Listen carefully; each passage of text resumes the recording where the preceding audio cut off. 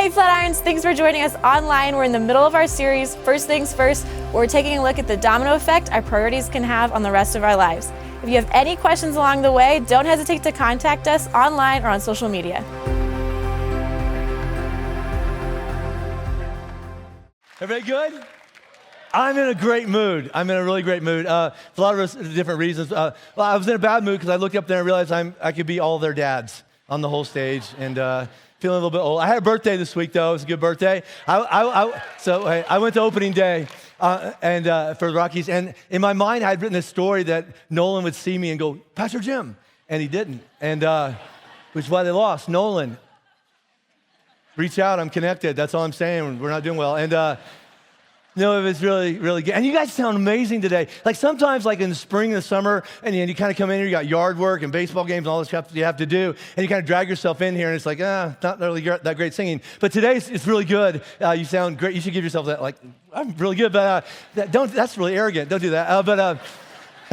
No, but the first two songs we sang are two of my favorite songs, and then the song we end with today is better than anything I have to say. And then my other favorite song is Amazing Grace, especially if you put Amazing Grace with bagpipes, which we're going to do on Easter. I put a lot of pressure on the band, so there's a lot of Amazing Grace and a lot of bagpipes. And I asked my wife, can I wear my kilt? She went, nope, which serves you all well down here, because I wear it the right way. That's all I'm saying. If you don't know what that means, that's probably a good thing. Anyway, I'm feeling good. So yeah, hey, so last week we kicked off this First Things First series. It's going to take us all the way up to Easter. So let me review really, really quick what we covered last week, and then we'll launch into it today. So when you hear me say First Things First, I'm referring to two things, all right? And so there's going to be a lot of stuff on the screen behind me today. So the way we take notes at Flatirons is you take pictures, and the only application today is think about it. But you'll go like, now, what was I supposed to think about? So get your cameras out, all right? So when I say first things first, I'm talking about priorities in your life, and this is just true. All things are important, or you wouldn't be doing them, but not all things are equally important. And when life gets really, really crazy, there's just all the things coming at us, and we go, I have to do everything. And that may be true, but some things are actually more important than other things. And that gets lost in the shuffle of life sometimes. The other thing when I say first things first is there's this metaphor we're using, like a domino effect. That this one falls over, it knocks this one over, and this one, all right? So when I say domino, here's what I mean. It means if so, then what? Like if all things are important and some things are actually more important you ought to pay attention to, then what does that mean? What dominoes does that knock over for the other important areas of my life? Is that, everybody follow me? Okay, so that's when I say first things first, I'm referring to that. For example, Easter is like the big one, like it's the lead domino, because Easter says this. Easter is a statement that says, if Jesus really did die for our sins on a cross, was buried, and 3 days later he rose from the dead, like he promised he would do, if he did that, if he pulled that off, right, then you can have a high level of confidence. And another word for that would be you could have faith that Jesus actually is who he said he was, and he can do everything else that he promised to do. I mean, he can pull off raising from the dead. Whatever else he promised is pretty easy compared to that, right? So, but if he didn't, okay, if someone just made that up or something like that, if he didn't rise from the dead, we shouldn't prioritize him at all. We should actually do what he's telling us not to do, and that is we should be freaking out. We should be walking around all week long going, oh no, what about this, and what about this, and how am I going to do this, and I'm all worried about all the things that need to be done. But if he did, lead domino, he says this, if I really am able to keep that promise, you might want to rethink all of your other priorities, put Jesus at the top of that list, because here's the promises that come if he really did do what he said he could do. Like if he rose from the dead, then he promises to remove sin, guilt, and shame, and I got a truckload of that, right? And then take away condemnation and separation from God. If he really did do that, that's possible. If he didn't, we're still kind of broken and lost, right? If he rose from the dead, how about this? He promises to make it possible for you to live and this is what I've been using, like a with God kind of life now. And then forever. And most of us are all raised like someday I'll die and I'll have a funeral and then I'll go live with God somewhere, right? And Jesus says, don't wait for that. He says, listen, because I rose from the dead, you can have God in your life in this life.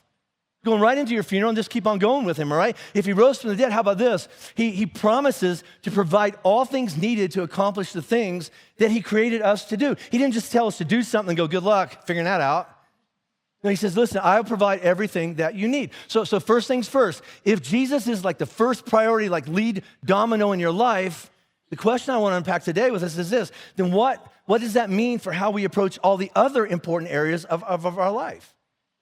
And here's what Jesus says. If I am who I said I am, and I'm able to kind of pull off all the things I said I was able to pull off, then instead of living your whole life like full of worry, don't do that. Well, what should I do instead? How about this?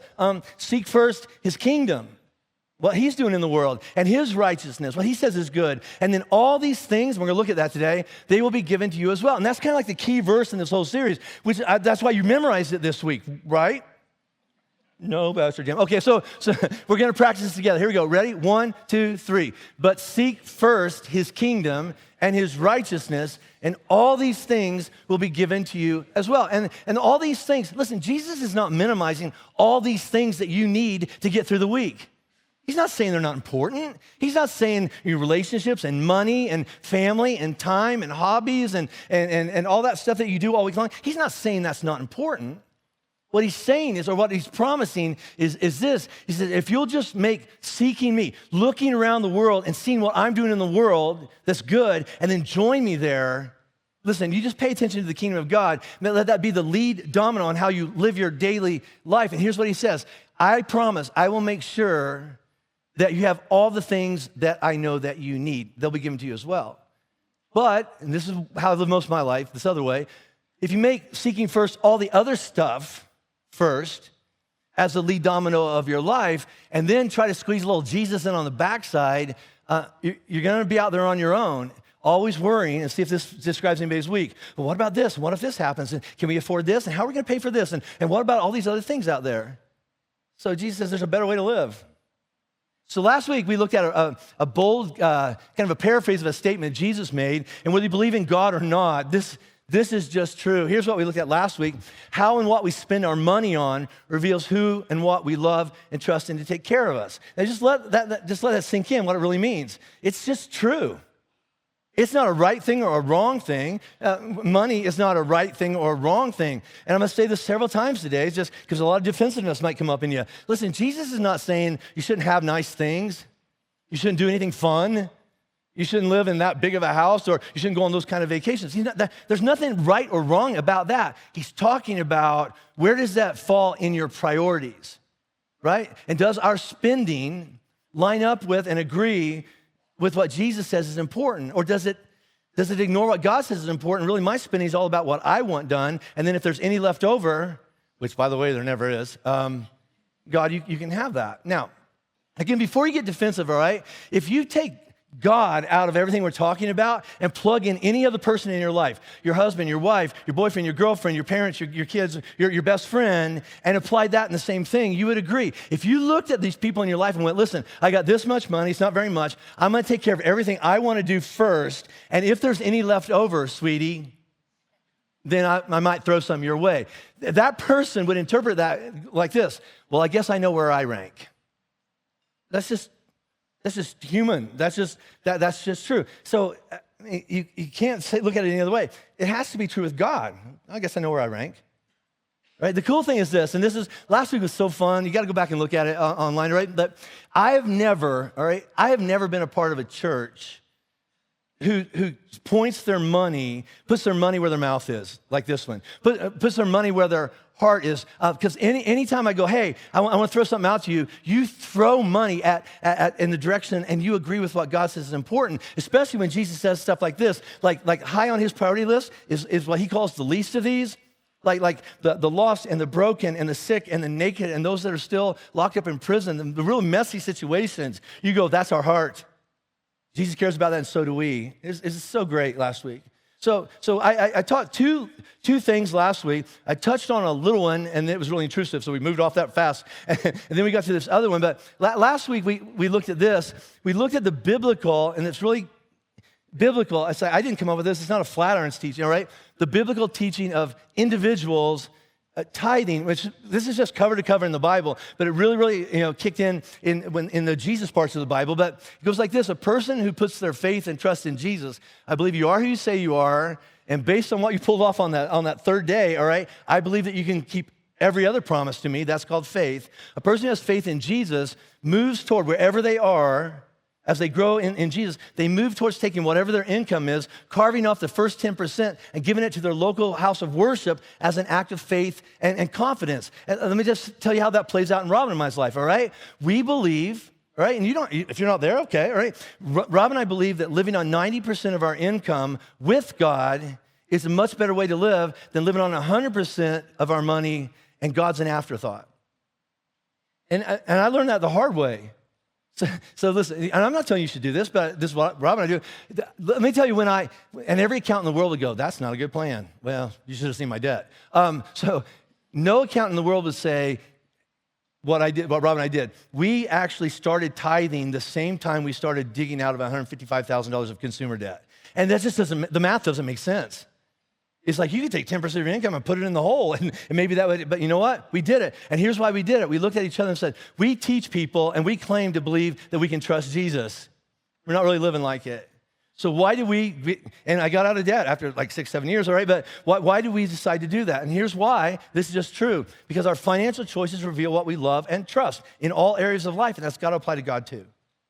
All right, so we looked at that, and then we got off that really fast. And then we looked at this. This is so fun last week. The biblical teaching of business as ministry. And it's the same thing if you run a business. A person who puts their faith in Jesus sees their business, and the metaphor we looked at last week was your field. We still call it that. What field are you in, right? We're not talking about corn anymore. We're talking about I'm an architect, or I'm a software, whatever that is, okay? So you see your business, your field, as ministry. And because you're in charge, it's your business.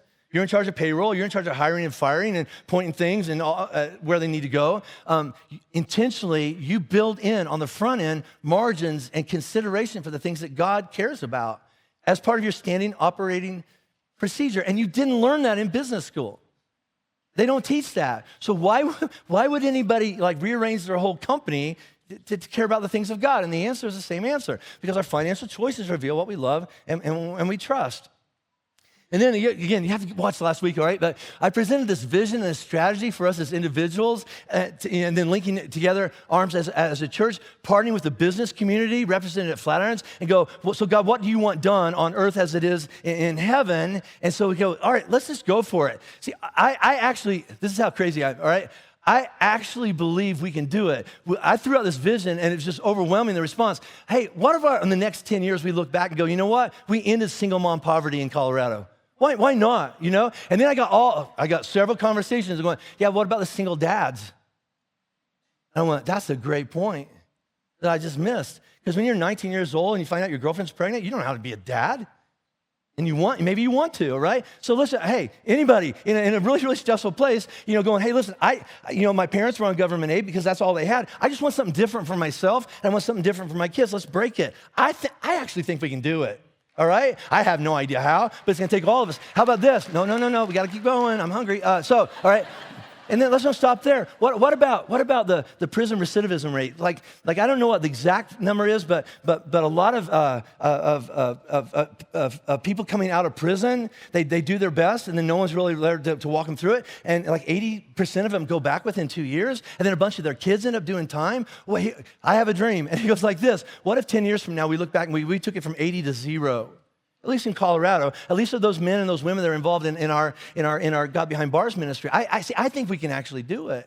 I really do. And you know, if we look back and go, well, we only took it down to 30%. All right, it makes a difference. All right. So I wasn't supposed to say all that. I throw it all in at this service, so you should come earlier. But to go back and look. So last week, Jesus, I love what I'm about to talk about. So last week, Jesus called out that financial spending reveals what we love. Now, that's just true whether you believe in God or not. All right, so today we're going to kind of look at the twin, like brother, sister of that statement. And it goes like this. And I told you last week we were going to do this, and the room got really silent, and I heard some groans. I actually did. So here's what we're going to look at. Today, Jesus is going to teach us that your generosity reveals who you serve. Right, that's convicting right there. So let's just all get on the same page by definition. So for the rest of the day, whenever I say the word generosity, here's what I mean. Generosity is your willingness, all right, big or small, whatever, to let go of your money towards the things of God. So whenever I say generous, it's like, what's your willingness level to say, here, God, you can have this because I know you really care about that. Now, when I say the word serve, okay, and Jesus is going to talk about serve and masters and all that kind of stuff, here's what I mean when I say serve. I'm talking about the most influential consideration. So you have this whole thing go through your head going, should I let go of my money in that direction? So it's the most influential thing you think about when making the choices that you make, especially when it comes to money, all right? So everybody take a breath, because I know what some of you are thinking right now. Why did we come today? It's going to pay off for you, I promise, all right? So we're in the Sermon on the Mount. We're about halfway through it. We're in Matthew chapter 6, and we're going to look at what Jesus is talking about. Now, here's the cool thing about this, all right, is that if I could pick out any one topic that you don't want to talk about or hear about, if I could talk about one topic that bring up more emotion and defensiveness and imaginary conversations with me in your head right now, it's top of the list, money. We can talk about my marriage and my divorce and my kids and my addiction. Just leave my wallet alone. I get it. I've thought the same thing when I'm sitting in rows and stuff like this. But Jesus knows this is a tough one. That's why he goes, hey, before we get to money, let's look at the easy stuff first, like murder. You got to talk about murder all you want. Talk about divorce, talk about adultery, talk about all these other things. Just do not talk about, all right? And Jesus goes, so we're going to warm up, and now we're finally to a point where we're going, now I want to talk about like his biggest competition for what you think is going to take care of you. All right? And so that's what we're going to look at. We're in Matthew chapter 6, halfway through the Sermon on the Mount. It says this. Jesus is a metaphor. He says, the eye is the lamp of the body. If your eyes are good, your whole body will be full of light. If your eyes are bad, your whole body will be full of darkness. If then the light within you is darkness, how great is that darkness? No one can, go to your definitions, no one can serve two masters. Either he will hate the one and love the other, or be devoted to the one and despise the other, but you cannot, there it is again, serve both God and money. So now we're going to break all this down, okay? And that's a metaphor. He's not really talking about eyeballs, all right? It's a metaphor, all right? So he says this, okay, top, all right? So the eye is the lamp of the body. So metaphorically, what Jesus is saying is this. It's happening right now. The eye, your physical eyes, that's the lens that determines how you see everything in front of you. Does that make sense? Everything coming in. Like right now you have a lot of like visual information coming at you. It comes in through your eyes through the filter of, well, this is how I see it. All right, does that make sense? So your eyes are the lamp of the body. And then he goes on, he says this. Now, if your eyes are good, your whole body will be full of light. And hear that word good here? It translates this way, like absence of duplicity. If you don't have double vision, if your eyes aren't all over the place going, I don't know where to look, I don't know what I'm supposed to be focusing on, all right? It's not hurt, it's not divided. If your eyes are good, then you're seeing things correctly. Like I'm seeing them as they really are. And the noun form, so that's a descriptive word, but the noun form of good is generous. All right? So what Jesus is saying is if you're seeing things as they really are, then what comes in fills you with light. Well, what's that mean? Well, enlightened, as in I'm full of light. I've all lit up in a spiritual sense. And light is I agree with God's truth. Now that I'm seeing things as God sees them, and I agree with what God wants to do, now I'm able to act and respond accordingly and generously. Does that make sense? Now, so hold on to that. Now, keep going. But if your eyes are bad, your whole body will be full of darkness. So what Jesus is saying is the opposite is true as well. And hear that word bad? Bad translates this way. Evil as in like an immoral sense, like begrudgingly. And here's what I mean by begrudgingly. You see something and you know what needs to happen, you go, ugh, I don't want to do that. Right? Like kind of like, I know it's right, it's not selfish, not generous. So in simple terms, here's what Jesus is saying, all right? And this is a metaphor. It happens if your house has windows, just related to that, or if your head has eyes, whatever. All right, so the amount of light, right? The amount of light that comes in through the window or the lens, your eye, it depends how much light gets in. It depends upon the condition of the window or the lens, right? If your lens is good, a lot of light's going to come in. If it's broken or dirty or shattered, it's just not going to work very well. Now, here's where, as I'm reading this, and I've read this hundreds of times, this was kind of my aha moment. Well, I never thought about it like that. But go with me on this, all right? It's going to make sense. If then the light that's within me, that I've always said, oh yeah, I've got God's light in me. What if you find out that light is actually darkness? And how great is that darkness? Because I've been deceiving myself. This is pretty descriptive of a big chunk of my life, very convicting. Jesus is calling out this great disconnect, what's going on at the root of a lot of my life. I don't know what's going on with you, but what's all right? And it goes like this question. So what happens when a person's eye, like how you see things, is broken due to split focus? What if you're just like, I don't even know what to look at? And here's the answer. Your lack of generosity reveals that the light within you isn't really light, it's actually selfish darkness. None of us want to hear that. Well, then how can Jesus say that? Because no one can serve two masters. You can't live your life with double vision, with your eye on two different targets, right? You can't live your life split. And here's why. Because either you'll end up hating the one and loving the other, or you'll be devoted to the one and you'll despise the other, but you cannot serve both God and money. And none of us is sitting here and go, oh, yes, I serve money. No, what kind of creep would you be? Really? You go, yes, praise the money, or whatever that is. No one would say that, but what Jesus would say is this. Now listen, by definition, if the primary lens or filter, like the main influencer of what you do with your money the first filter is, yeah, well, me first, my stuff for me, selfish, non-generosity. Here's what Jesus would say, then money is your first and primary master. And Jesus is not saying you hate God. Love the one, hate the other. He's not saying that you hate God. He's not saying that you pay so much attention to money, you must really, really hate Jesus. He's not saying that. What he's saying is that your love and devotion and trust in what money can do for you is money first instead of God first. Right? Now, so I'm gonna leave that. We're gonna come back to it in a few minutes, all right? But let me show you another story that Jesus tells. It's one of my favorite stories. I've been here 13 years, and if you've been here 13 years, this is the 13th time you've heard me say it, because this is like the perfect story, just as, well, there it is.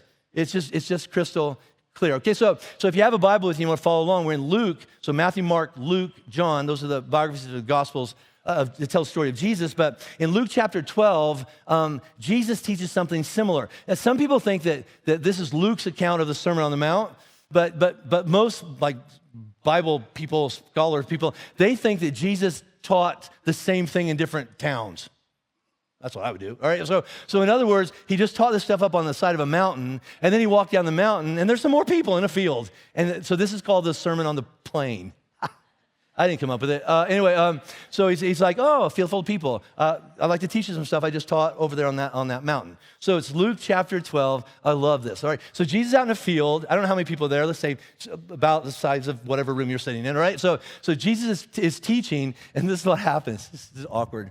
Someone in the crowd said to him, teacher, tell my brother to divide the inheritance with me. Now you got to picture this. Jesus up here teaching, and then halfway back at the field, somebody goes, hey, Jesus, our dad just died, and my selfish brother won't share the money. Tell him to split the money with me. Now, that's an awkward moment in church. It's like, oh, gosh, I'm so embarrassed. Right? So I've been in a church service where something like that's happened. It was awkward, okay? So, hey, Jesus, hey, dad died. Tell him to, my brother's so selfish, all right? So Jesus replied, man, and the Greek there is dude, who, not really. But wouldn't that be good if it meant, but anyway, so I think I'm so funny. Anyway, so Jesus replied, man, who appointed me a judge or an arbiter between you? And then he said to them, all right, look at this. Then he said to them, watch out, be on your guard, time out. Anytime Jesus gives a double warning, what he's saying is, get your cameras out. This is a memory. You're going to want to write this one down, okay? A double warning. You know, like, watch out, be on your guard, all right? Against what? Against what? What's the next two words? All kinds of greed. So apparently there's more than one. And so this is how we live our lives. When I say greed, you go, oh yeah, I know what greed is. And Jesus goes, be careful. There's all kinds of greed out there. All kinds, and you better watch out. And you better be careful, right? You be on your guard, right? Against all kinds of greed. What are you talking about, Jesus? A person's life does not consist in the abundance of their possessions. Time out. We sure act like it does. Right? I mean, add up all your effort, all your attention, all your minutes, all your hours this week, and most of it was spent when you were awake anyway, figuring out how to get more stuff or how to pay for the stuff that you already bought. It just is. It's not right or wrong. It's just really easy to get lost in it. And she said, our life doesn't consist in the abundance of our possessions. And then he told them this parable. And I guess he's still talking to those two boys that are fighting out there in the middle of the field, right? And a parable is simply this story about something that we know about, like corn or fish. It's going to be about barns this time. But it's really not about that. It's about something really spiritual going on. So he tells them that this parable. He says, the ground of a certain rich man, and last week we could say the field of a certain rich man produced a good crop. And he thought to himself, and I had him underline the pronouns here, because this man is having a conversation with himself, right? And that's really, really important, okay? So he thought to himself, what shall I do? I have no place to store my crops. Then he said, this is what I'll do. I will tear down my barns and build bigger ones, and there I will store all my grain and my goods, and I will say to myself, you have plenty of good things laid up for many years. Take life easy, eat, drink, and be merry. And if the story ends there, a lot of us would go, amen, that's a good plan. Let's be honest, a lot of us, that's our plan. We're going to put in another decade, maybe 2, maybe 3, right? And then we're going to cash it all in, and we're going to go fishing, or hunting, or golf, whatever it is that you do, all right? We're going to go say, listen, I've done my time. And whatever I have left is I'm just going to blow it out. Now, here's the thing, is we all have plans for our life, and the next 2 words change everything, right? What do you mean? Look at the next 2 words. But God. So, all right, we all have a strategy and a plan of this is what I'm going to do, and I'm going to do this, and I'm 20, I'm going to do this, and then I'm at 30, I'm going to do all right, then I'm going to retire, right? And then everybody's going to have a but God moment. I did not see that coming, right? We've all had them, all right? But God said to him, I love it. You want to use that pronoun? We'll go with that. You're a fool. Come back to that in a few minutes. This very night, your life will be demanded from you. Here's a question. Then who will get what you have prepared for yourself? What's the answer? Not you. Why? You're dead. Yeah, I guess so, right? So look at this. I'll come back to that in a second. This is how it will be with anyone who stores up things for himself, but is not rich toward God. What do you mean, this? I thought I had it figured out, and I got nothing in my moment of need. Total loss. Then Jesus said to his disciples, so he's not talking to those boys anymore. Now he's going, okay, you want to follow me? Let me teach you this. Therefore, if all that stuff is true, therefore I tell you, do not worry about your life, what you're going to eat, or about your body, what you will wear. Life is more important than food, and the body more than clothes, right? So now, here's what I'm going to ask you to do real quick. It's going to be tough for some of you. I want you to get real judgmental. I know some of you going, I'm not sure I can do whatever. So I want you to get really, really judgmental. If you were like watching this whole thing play out, and you stand back, based on this man's priorities of first things first, what would you say that this man's faith and confidence was in to take care of him in his, I don't know how long my life's going to live, life? Who would you say, this is judgmental, I get it, but who would you think is his master, God or money? Yeah, I think it's safe to go, yeah, probably money. Some of us don't want to say it out loud, but probably money. Now please hear this, okay? Jesus is not, I'm going to say this again. Jesus is not saying this man had all kinds of greed because he had a lot of money. There's no problem with that. He's not saying that, this man was full of greed because he was a successful business person, so successful that he had to tear down his warehouses and build bigger warehouses just to hold all of his profits. The man's problem, your problem, nobody's problem. The problem is not that you have too much money. Your problem is that as you're running towards that money, you left God out of the equation totally. Right? The problem was that in this man's greatest moment of need, the master that he had chosen, the master he had prioritized as most important in this moment couldn't do anything. Not because money is bad, not because money and possessions are bad, not because he didn't have enough money, and if he had a couple more zeros on his income, then he wouldn't have to deal with a but God moment. No. Listen, because money and possessions cannot do for us what only God can do for us in our greatest moment of need. That's just true, right? And when that man came to that realization, it was too late. That's not going to help me. And he turned, and there was no one there. Not because God had left him. Because he had knocked God so far down the list of priorities, similar to me. Hey, God, I'm going to get to you someday, as soon as whatever, or you're on the list. Just keep it coming my way, and I'm going to get back to you if I have any left over, which I never do. Or how about this? Hey, God, listen, thank you for all the blessings, blah, blah, blah. And I'm going to come see you if I ever get in a bind. But I'm pretty sure I got bind taken care of. Have you seen the size of my barn? I think I've insured my life with big barns. And Jesus used a really strong word. He looked at me and goes, buddy, you're a fool. That's a really foolish, unwise way to live your life. Why? Because life is more than food, and your body's more than clothing and cars and barns. Listen, I'm going to be honest with you. I think Jesus loves you enough, and all through the Bible, he's just brutally honest. I think that Jesus, if he knew that working your butt off for the next 20 or 30 years to make sure that you have everything you need and most of the things you want, if that's what life was all about, Jesus would be the first one in line to go, you should work harder, more. You should go get everything you could possibly get. You should take other people's stuff. If this is all there is, who cares? Get a big a pile of barn as you possibly can. I think he would love us and be honest to say that's a good way to live. But if it's not, if life is more than that, if there's more going on in you and in the world and in this thing called the kingdom, and Jesus says you can actually take your life and you can invest and partner with God in the kingdom and see a greater return for your investment than you'll ever get from a bank or some real estate deal or some stock market thing, all right? Then if he loves us and he's being honest with it, he would say this: before you spend all your life's currency, and none of us have enough. We don't have enough minutes. We don't have enough attention. We don't have enough money. But before you spend all of your life's currency pursuing to get more, how about this?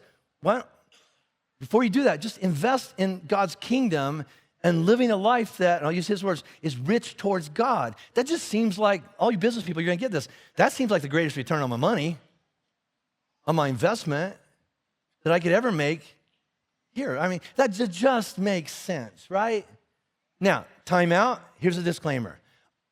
I'm not going to talk about this, all right? This is not pressure for you to give more to Flatirons. This isn't that talk. This is what you've been bracing yourself. Here comes there is no ask today, okay? It's just, I want you to go home and think about it, all right? I'll be really honest with you. Ready? And our finance guy's going to have a heart attack. We're fine. We have everything covered, all right? The only reason that we say, hey, give more towards what God's doing through Flatirons is that we want to change the whole world. We don't want to stop with what we're doing now. We're crazy. We want to see single moms and single dads actually have a life, and we want to see people not go to prison. So if you want to invest in that, as a matter, how about this? You give to different things in the world. If you keep on giving to an organization that goes up and goes, we're really hurting, we're in dire straits, can you give us more money? And over and over and over, they ask the same thing. Listen, that's a bad investment. Why throw money down a drain when you're not seeing any return for it? The wisest, and I will say this without apology. I think the best thing you could ever do with your money is partner with us at Flatirons, because we're going to change the world. We really are, okay? But how about this? Rob and I didn't believe that God was actually going to do what he did, but he did. But here's what I make a promise. Anytime I say, hey, there's only one place in the Bible where it says test God, and it's with your money. The rest of the Bible says don't put God to the test. All right, so here's the test, all right? You give money to Flatirons, and if a month from now you go, I don't feel any difference in my life between me and God, we will give it back. We'll give it back. And you got to write checks. Don't go, I gave 1,000, I promise. No, you're going to hell. Yeah, probably not. No, I always say this. We had one lady ask for it back, and then she got hit by a bus. It was so sad, and that's not true. That's not true. Or is it? No, I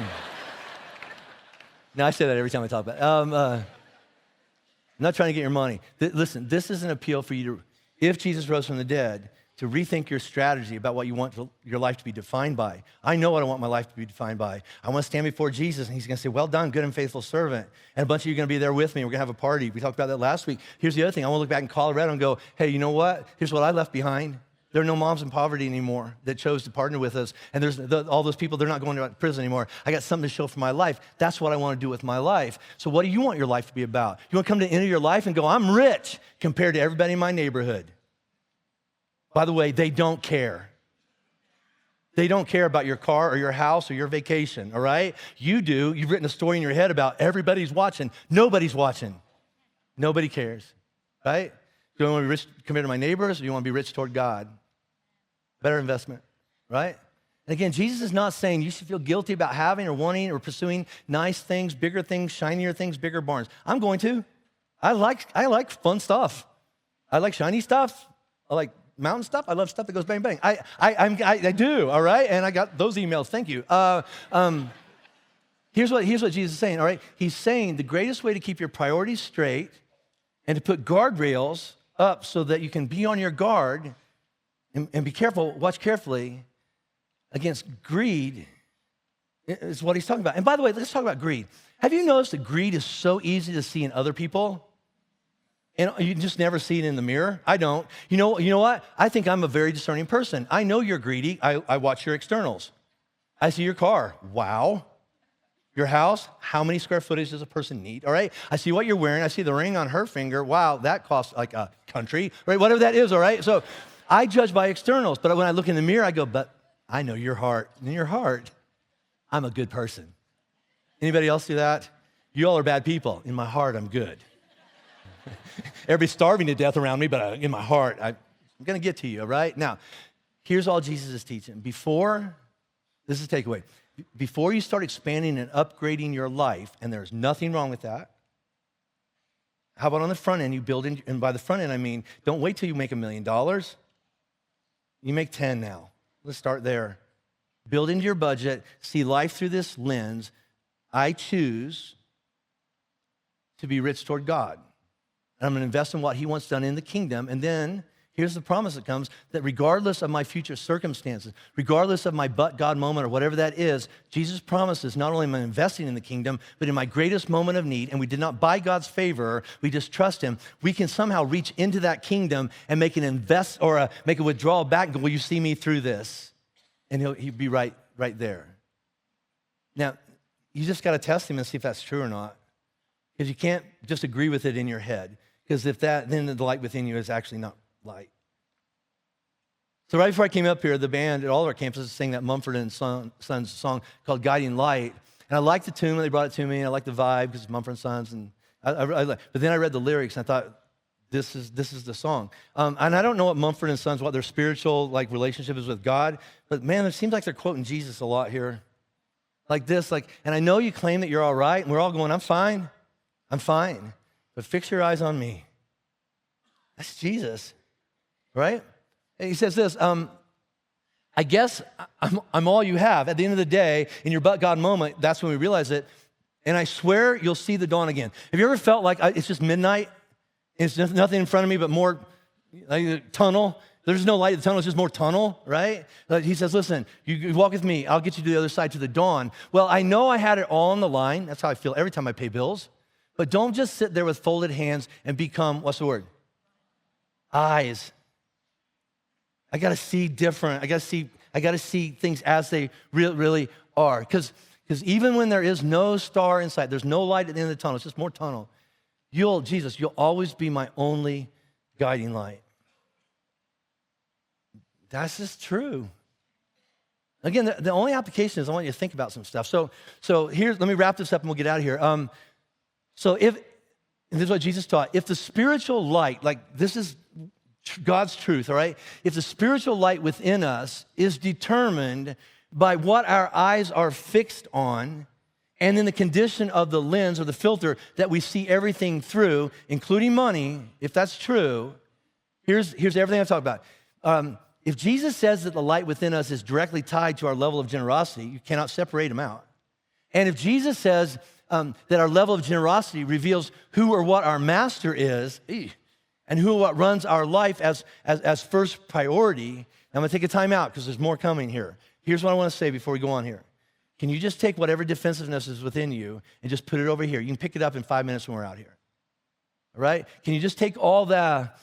Yeah, I agree. But my situation, if my situation was different, hey, it's not. Well, if that hadn't happened, but it did. Well, if he hadn't had an affair and left us with the kids and all that, then he did. Well, if I'd gotten that raise or that job, well, you didn't. Well, if I had had better parents, well, they weren't.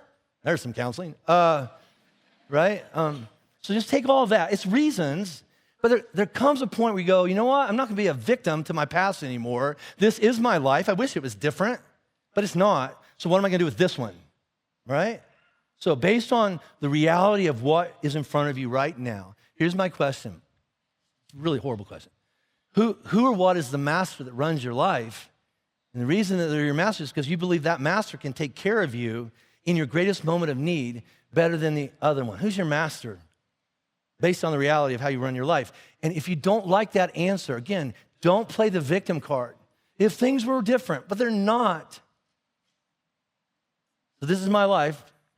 So here's what I'm gonna leave you with, all right? What's just one thing that you may be sensing from God, and God's saying, hey, I wanna look at that. And I wanna look at that first, as in first things first. And I want you to put that in a different priority in your life. It may be money, it may be a relationship, it may be an addiction, it may be any part of your life that you're thinking of right now. So look at that. What is God saying to you right now going, hey, I wanna look at that because it's way out of whack. All right? So that's a really hard question, right? It's very easy to answer, but it's very, very intrusive. And so I'm sitting in my office and I'm thinking, man, if somebody asked me that question, how would I respond? And I came up with 3 possible answers that I think represent everybody, okay? So is there one thing that God's pointing out in your life? What is that? Here's one answer. Nothing. I'd say lying, denial. Is there anything God's saying, hey, I want you to look at that part of your life because it's not where it needs to be? And your answer is nothing? Okay. You should be up here teaching, though, just so you know, because I'd like to learn from you, all right? How about this? And this is where a lot of us are. Is there one thing that Jesus wants you to look at in your life this week? Some of us, I don't have to pray about it. Amen. I know. It's that. It's what's going on with us. It might be my money. It might be this thing I don't want to look at. It's very, very specific. And that's where I think a lot of us are. But I think I'm going to combine those first 2 answers, and here's the most common answer whenever God does this to me. It goes like this, something specific, I'm just not going to do it. Right? I know. When I get home today, I know exactly what I need to do different. I just don't want to. Right? So that's how I'm going to close this out. All right? Now, here's what I mean. Think about it. Think about it. Now, so Jesus is my favorite teacher, and my favorite Jesus teaching moments is when he's like out in the field or something like that, and he drops this big truth bomb, and then everybody leans in like, and he does a mic drop and just walks out of the field. And they're like, no, give us 3 steps to a better life, or something like that. And he's like, no, you're smart people, most of you. Not so much over there, but most of you are. I'm kidding. I love it when Jesus goes, here's truth. Figure it out. I'm not your Holy Spirit. I don't know what God's telling you right now. It may have nothing to do with money. It may have everything to do with money, because money is the number one thing that we're getting divorced over and fighting over, and our families are falling apart, and we're just stressing us out. So it'd be really mean God to go, let's don't talk about money, even though it's running your life. But it might not be money. It might be a relationship. It might be anything there. So here's the religious, application. Pray about it. I dare you. And here's why, because I've been talking to God for a while, and on stuff like this, he's brutally clear. Brutally clear. So here's the thing that most of us don't do. Pray about it, and then when you hear God say, here's what I'm telling you to do, and you got to trust me, and the only reason you trust me is because I rose from the dead, then get up off your knees and go do something different. And that's the only way your life's ever going to change. That's just true. All right? So we're done. I'm done. So we're going to sing a song. And the only reason that you should even pay attention to Jesus at all, let alone anything I said that he said, is because there's a line in this song that makes all the difference in the world. And the line of that song goes like this. And then on that 3rd morning, his body went. Can you imagine if you'd been there? I mean, the couple days before that had to be like a total, we bet on the wrong horse, right? I mean, we put our faith in Jesus and they nailed him to a cross and stuck him in a hole. It's now been 3 days and we got nothing. And then here comes a rock and if he can do that, what can he not do, right? So I'm thinking about that this week. And so my birthday was Friday, and whenever you have a birthday and you're like this old, you get like real nostalgic. Oh, I remember the days, whatever. But this week, I don't know why, I miss my dad. He passed away 7 years ago, and here's why I have hope. Now, my main thing I want to see in Jesus is Jesus. What I see in heaven is Jesus, okay? But if Jesus went, that means my dad went. And that means I get to see him again. And the only reason I can believe that is because Jesus kept his promise to rise from the dead. And if he can do that, my $155,000 hole, he just didn't break a sweat. I did. But he walked through it with me. And whatever you're going through right now, that thing right there, even if the answer is I'm not going to do that right now, just pray about it, listen to him, and see what he wants to do in your life. You can trust him. He's pretty good. That's it. Let's stand up. I'm going to pray, sing this song. Don't leave early, because when you get to that, you're just going to go, yeah, you're going to lose your mind. So God, in this moment right now, here I want to apologize. Why does it take us so long to pay attention to you? You've been saying this because you love us and you're brutally honest with you that I have a better way. And until we're in a hole or a pit or backed in a corner and there's nothing but more tunnel in front of us, whatever that is for us, then that's when we look at you and go, okay, now I will listen. And some of us are there right now. We have no other options than to go, God, will you help me? And your answer is, yeah, absolutely. We'll say, Jesus, can you help me? Yeah, I rose from the dead. I can do anything. I can even resurrect dead marriages, dead relationships. What's dead with your son or daughter? I've got that. And that pit that you're in and that dark tunnel that you don't see, I've been in a dark tunnel and they've sealed it up and I walked out of it. I'm God with flesh on, and I keep my promises. So God, if anybody just needs to have that encouragement today, that you're a good God who keeps his promises, I just pray that we just look to Easter and go, if he can do that, maybe he can help me too. So we trust you because you keep your promises. And we pray all this because you rose from the dead. In Jesus' name, amen.